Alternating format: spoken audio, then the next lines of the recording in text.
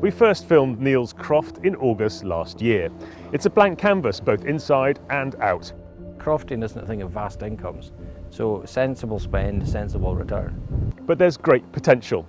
He has pasture and silage fields, access to hundreds of acres of common grazing on the moor above the croft, and there's also a share in a flock of sheep owned collectively by the crofters along his strath. If they want crofters to play a big hand environmentally in Scotland in the future, then making sensible, sustainable use of common grazing and supporting livestock grazing on common grazings that keeps them in good condition is going to be really important. It'll keep people on the land and it'll help them sequester this carbon that they want to in peatland. Because one of the worst things for peatland is too much woodland expansion drying the peatland out. So things like Hebrideans and a few cattle will keep the moorland a good heart. Okay, one thing we noticed, we went up onto the moorland, no grazing. Very little, and one of the issues for crofting is the demographics of it. I'm probably quite a young crofter, and I'm steady. And that's why I'm so keen for the kids to be involved. We want more young people and we want a more diverse community crofting. Ha mi smutchen na a bhí mi facail scáil, ha mi géirí dul amach agus facin túil agus coint ar dé conaman ha ann ar son opar nódat san bí mar sin, ach ha mi smutchen that bhí mi tíana rás go an atse jinan sahil seo agus tíana rás go an croich agus ma ha mi fortunach go leor Charloch acom agus fine and didn't og isteach gun createach kitchach. Over the past few months, the family have moved in and so have his first purchases, Shetland cattle, which need feeding.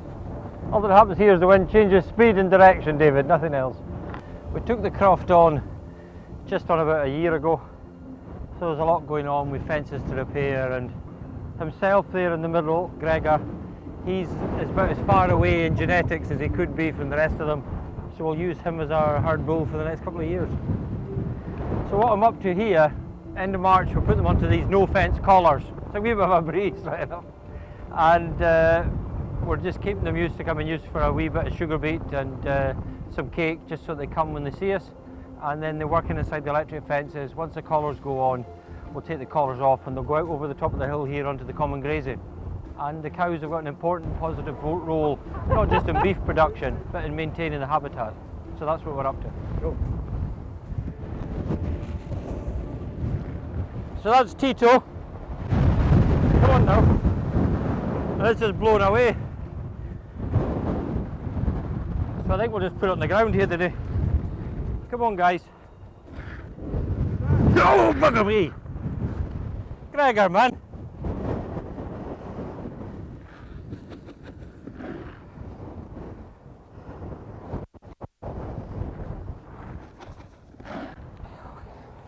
Come on, Tito, save yourself. There you go, lassie. Yeah, aye, no bother. He's not hitting you hard, he just can't see. He's no bother like the big fella, he's easy going. These are the original cattle of the Vikings, so these are the cattle that they brought when they settled here. And these are very classically the horns like you see on the Viking helmet. So in Shetland they refer to them as Shetland Kai, rather than the Shetland cattle. But they're one of our sort of ancient breeds. But they do well in what people would consider a harsh climate, David. And you can see they've got a good coat on them, they've got a good back on them after the winter. And they don't take a lot. We give them a bucket of concentrate just to keep them biddable. But they're in good nick. And it's been a long wet winter and they look fine for it. And he's just a hungry brute, him, that's why he tried to push me out the way. The sort of classic colour of the Shetland cow is black and white. Brown and white is a really well-established colour again now, and occasionally you get full colours. And Gregor is, he's got quite a lovely colour, but all the calves that he's thrown to date are coloured either black and white or a lovely kind of grey and white. But single full colour in them is not uncommon. And so you said he's partially sighted? Thankfully everything else about him is fully functional.